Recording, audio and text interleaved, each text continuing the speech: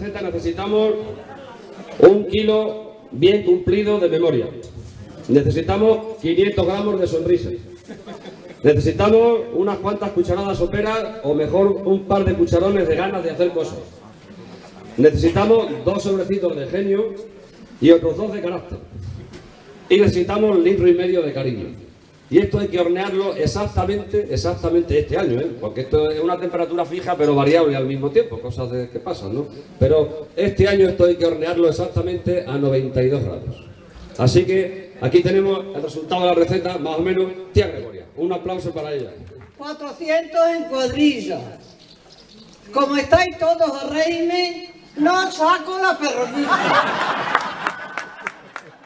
Bueno, vamos a empezar por las picadas, con una rebanada de pan mojada en agua y frita, con un poquito de azúcar. Fritas también, muy finitas. Esas se echaban miel, muy ricas también. Las floretas se hacían de otra forma. Había 4 o 5 mujeres así sentadas. Y la primera cogía la bolita y se la daba a la otra y la sobaba, se la daba a la otra y la sobaba, hasta que llegaba a la mano de la friturera. La friturera tenía una mesa con una lata puesta para que escurriera mejor.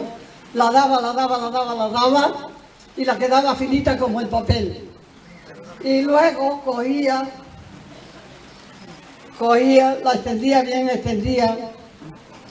y la hacía así, la cogía así de los picos así, la echaba así a la sartén, la cogía luego con el palo, así al beso del perol, y esto eran las floretas.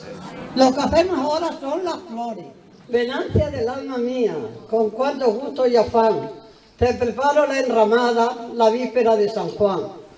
Los novios ponen a las novias almendras y caramelos, y yo te pongo una rosca porque soy panadero. Esta rosca que te mando, con perfumes olorosos, es prueba de cariño que te profesa tu esposo. Te darás a nuestros hijos a comer de la enramada, para que de mí se acuerden el día de San Juan por la mañana. Adiós, que ya me despido de tus flores y ventanas, y de ti no me despido, que pienso volver mañana.